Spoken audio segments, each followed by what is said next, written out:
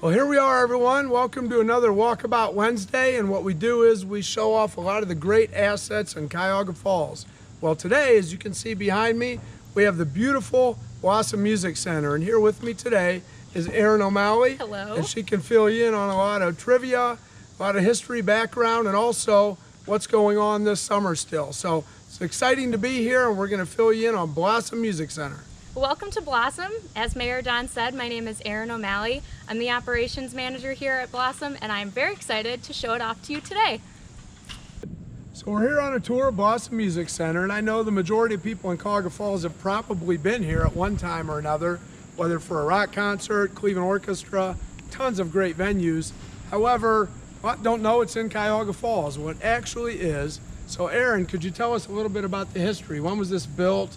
And who was it named after? Yes. And what goes on here? Absolutely. A lot of stuff goes on here.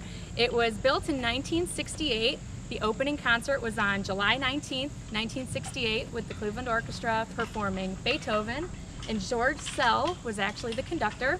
It was, the architect was Peter Van Dyke, and the rock concert that opened was on July 23rd, 1968, with headliner Judy Collins and Arlo Guthrie. Wow. And Blossom was named after Dudley Blossom, who actually helped break ground when they did start building the facility. Wow, great history. And I know all those years, there's been a lot of people.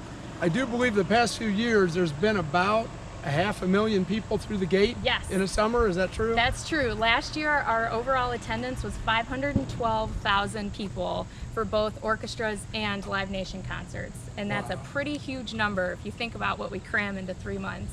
It is. And I'll tell you, this year, I think things have worked a lot smoother because we always talk about the traffic. Yes. So we're not Disney World where there's 10 lanes in and 10 lanes out. I wish we were. We managed quite well, though, and I want to thank you for putting out the pass that went out to the people in the adjacent area, informing them of the concerts, the dates, so they can plan a little bit better.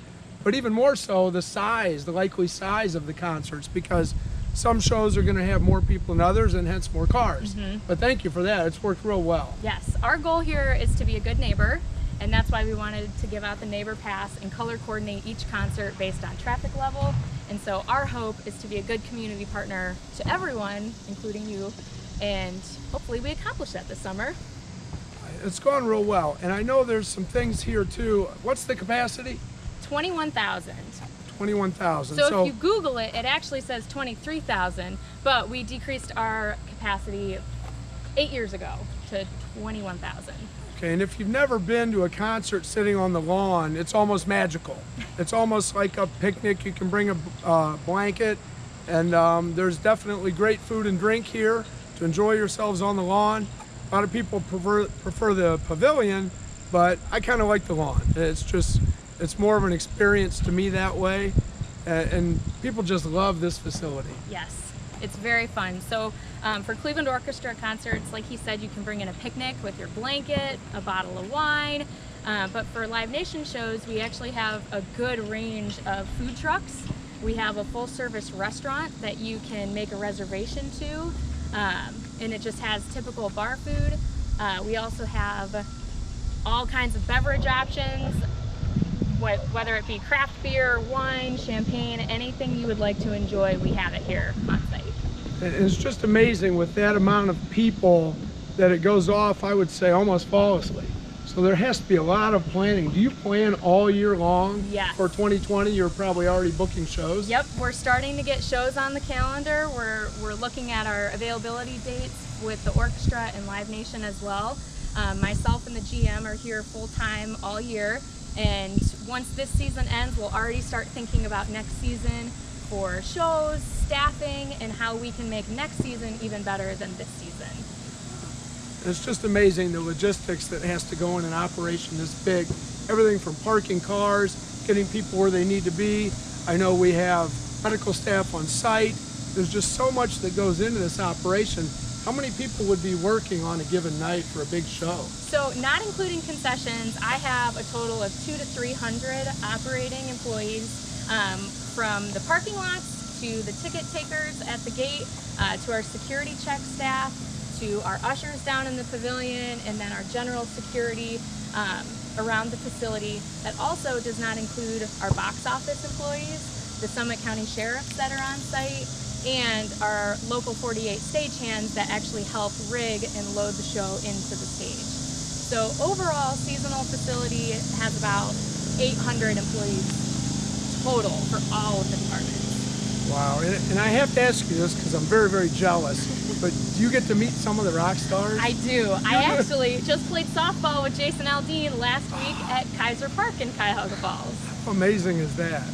Well, maybe someday when I retire, I can work at Blossom, so that's a great Yes, perk. we'd love to have you.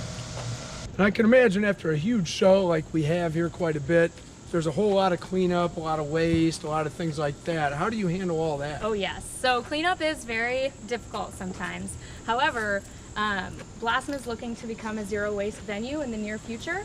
So we actually have a team that collects all of the trash on site and sorts through everything post-show. So all of the products that we sell in our concession stands are compostable. And then all of the cans that we use are obviously recyclable. And so they sort through all the compost and all the recycle. And one fun fact that we actually started doing this year is when we send our compost to our composter, he makes a big giant pile of composted soil. And so we actually started using that in-house in our gardens, and that is what you will see in all of our flower beds. And they look a little bigger this year than the past few years, and I think it's because of our compost. It is, tons of nutrients. That's amazing, zero waste for a facility this big.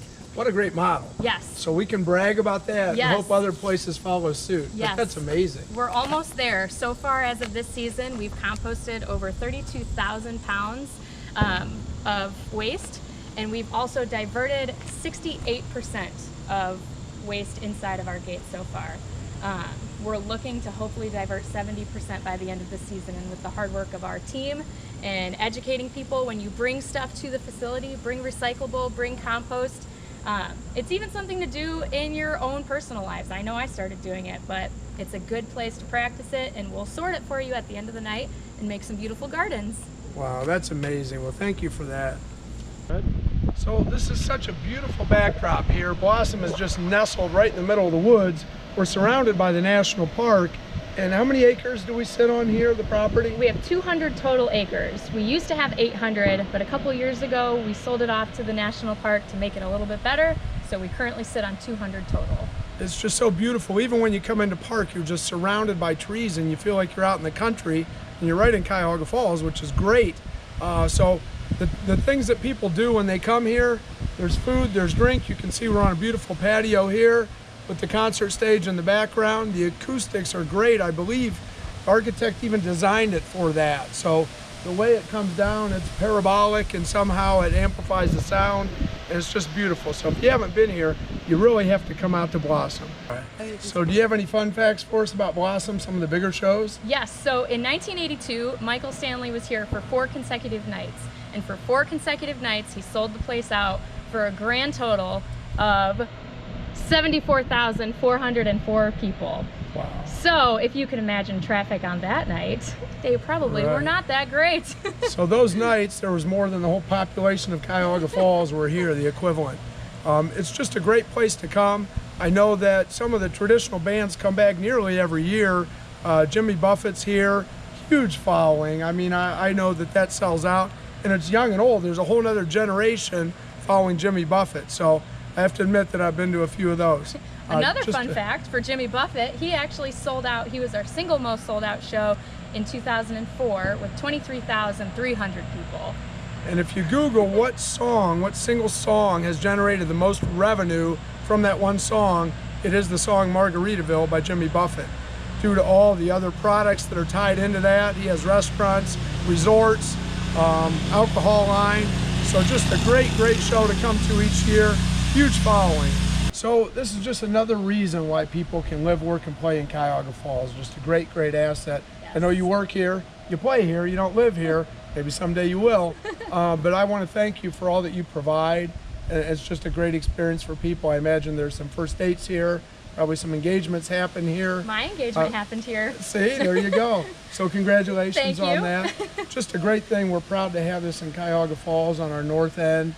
And just keep up the great work. Yes, thank you. I love it here. I love Cuyahoga Falls. I think that Blossom as well as Cuyahoga Falls are both a hidden gem. I don't think a lot of people know what happens here and what happens in Cuyahoga Falls, and if you're able to come and visit, you can see just the arrangement of stuff there is to do here, whether it be visiting one of the parks, visiting Blossom, going to one of the amazing restaurants you guys have in the downtown area. I think it's a great, great place to have fun. And we don't take offense. I know a lot of the entertainers say, welcome Cleveland. And we don't take offense to that because we are pretty close and Cleveland's doing great things as well. So we like being tied in with that, but we know we're Cuyahoga Falls. Yes,